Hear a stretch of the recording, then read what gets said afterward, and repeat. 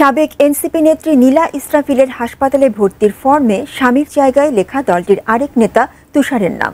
তোমার বাবা যে আমাকে দিনের পর দিন ধর্ষণ করছে সেই কারণে তোমার বাবার ধর্ষণের অভিযোগ হবে, আর তুমি যে আমাকে ধর্ষণ করছো সেটার কারণে তোমার জেল হবে। হ্যাঁ বলো। এদিকে জাতীয় নাগরিক পার্টি এনসিপির অপকর্মের ভিডিও এবার ফিল্মি কায়দায় দেশের মানুষের সামনে বেরিয়ে আসছে। সম্প্রতি নীলা ইসরাফিল ও সরোয়ার তুষারের যে ৪৫ মিনিটের মধুর প্রেমের আলাপ ফাঁস হয়ে দেশের মানুষের সামনে বেরিয়ে আসে তা রাজনীতির অঙ্গনে সমালোচনার ঝড় বইছে।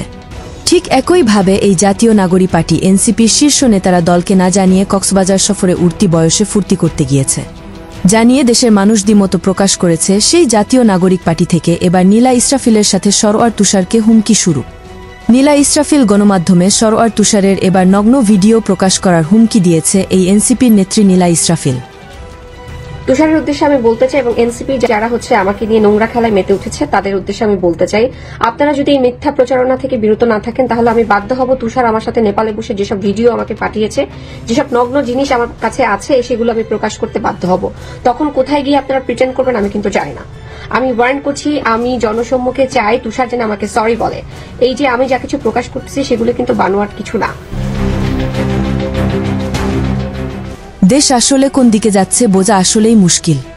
একদিকে সাংবাদিককে কুপিয়ে হত্যা, অন্যদিকে আবার যারা নতুন দেশের স্বপ্ন দেখিয়ে দেশের মানুষকে ফাঁকি দিয়ে মুখে মাস্ক পরে উঠতি বয়সে নারীদের নিয়ে কক্সবাজারে ভ্রমণ করতে যাচ্ছে, তা দেখে দলের পক্ষ থেকে তাদেরকে আবার কারণ দর্শানোর নোটিশ দেওয়া হয়। এই হল স্বাধীন দেশের বর্তমান পরিস্থিতি, যেখানে উপদেষ্টা আসিফ মাহমুদ সজীব ভুইয়ার সামনেই প্রকাশ্যে নাটোরে আসন সংকট নিয়ে হট্টগোল করেন আহত যোদ্ধারা, যা দেখে অবাক হয়েছে উপদেষ্টা আসিফ মাহমুদ।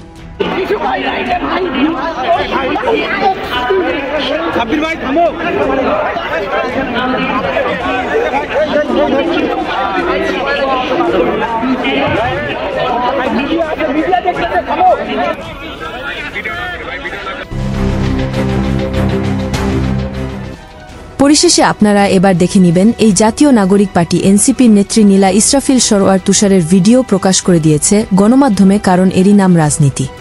মনে রাখবেন, এই দেশে কে যে কাকে ভিতরে ভিতরে ব্ল্যাকমেইল করে কতই না অর্থের পাহাড় বনেছে এই দলের নেতাকর্মীরা, তা আসলেই বোঝা মুশকিল, এমন মন্তব্য করেছেন দেশের সাধারণ জনগণ।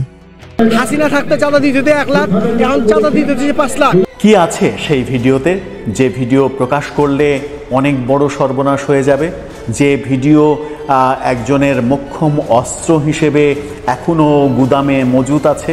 আসলে কি রহস্য আছে এই ভিডিওতে? সেই ভিডিওটা প্রকাশ করার হুমকি দিচ্ছেন নীলা ইসরাফিল।